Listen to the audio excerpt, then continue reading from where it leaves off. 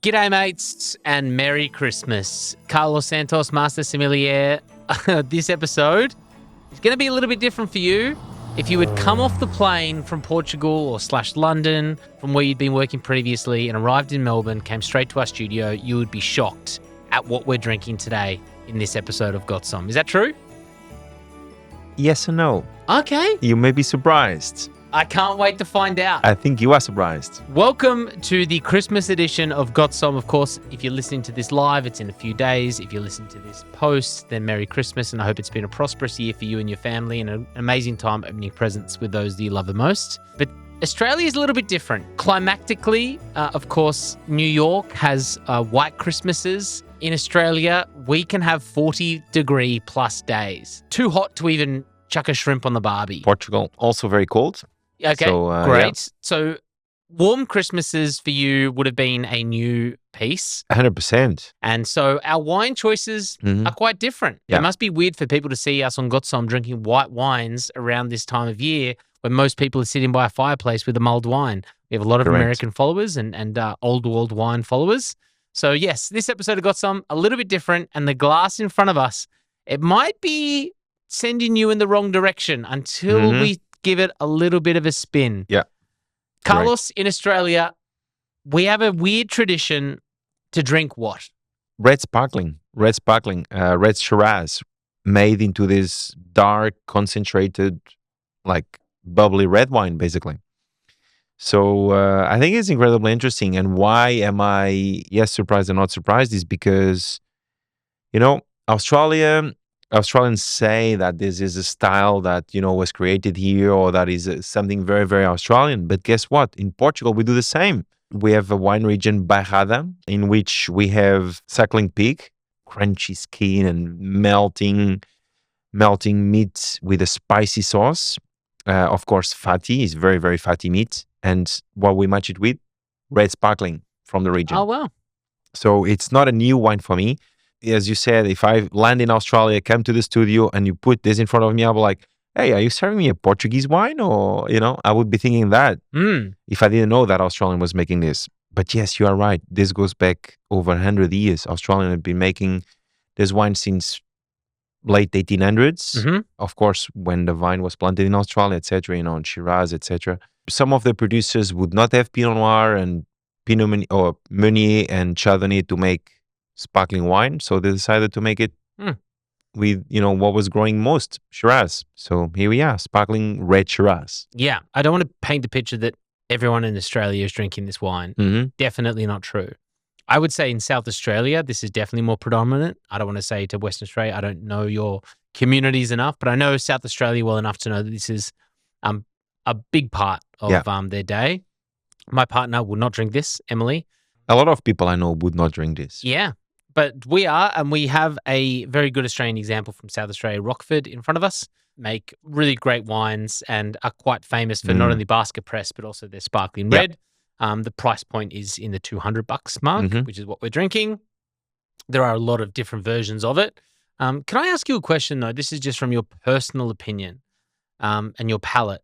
Shiraz, it's made in a traditional method and then added bubbles. For one, how does that method work? And then two, there's an $18 version, there's a House de Noir version, there's a Rockford version. There's different price points, 18, 40, and 200. I think when it comes to price point, it's just like any other wine. It's, you know, different producers will charge different prices according to their practices, according to their belief in their brand, in their practices, in how rare the wine is, how demand, etc.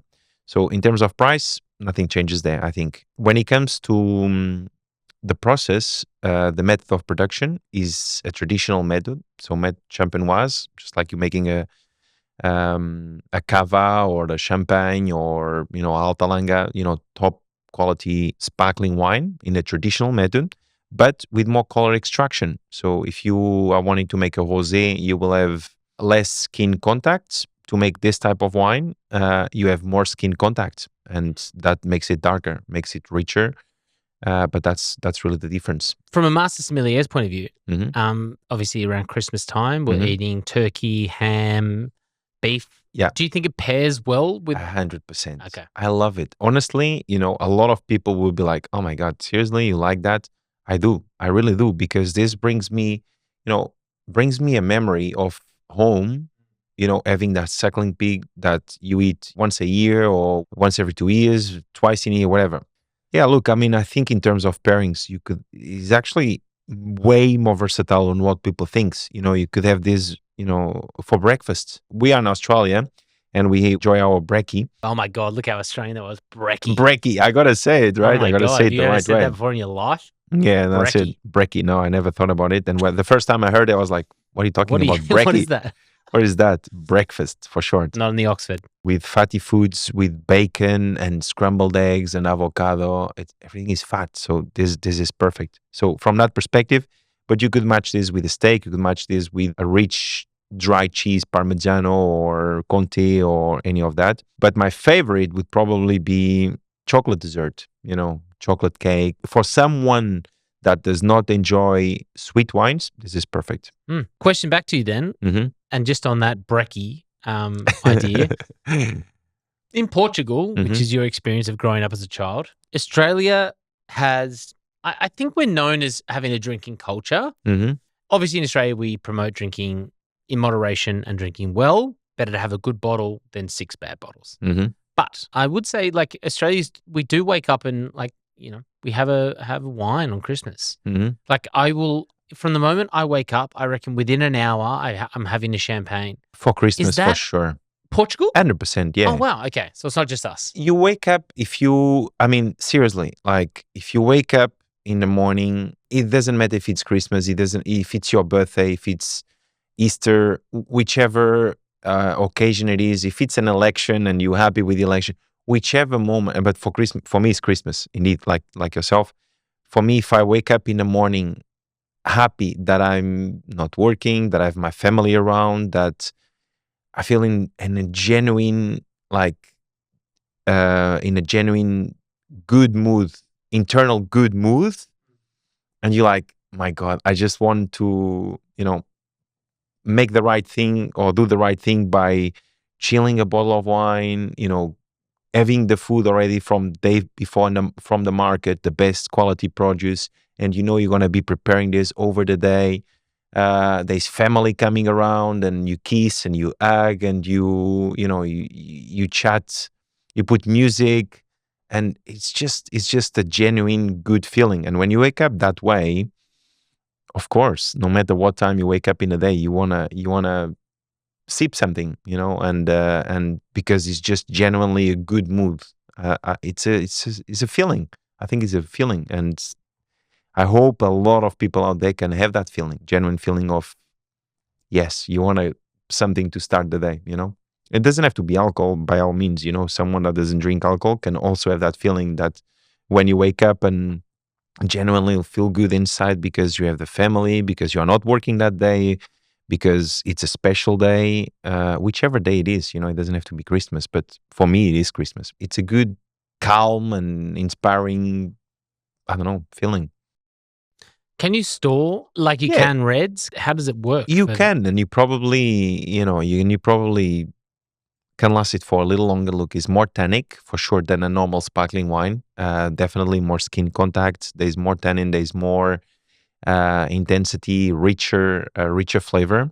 Not necessarily more complex. I wouldn't say that, but you can age it. It will just acquire more tertiary aromas. What flavors would come with tertiary aromas in a wine like this? Perhaps more dark chocolate, more aged plum or dried plums, this sort of flavors. More leathery perhaps as well. They become more brownish. Now it's still quite vibrant red, but yeah, definitely more brownish tones. Again, tertiary aromas and colors that come with age. I wouldn't keep a bottle for a very long time though. 4, 5 years, 6 years, I think would be, is a sparkling wine. I think that's the ideal time.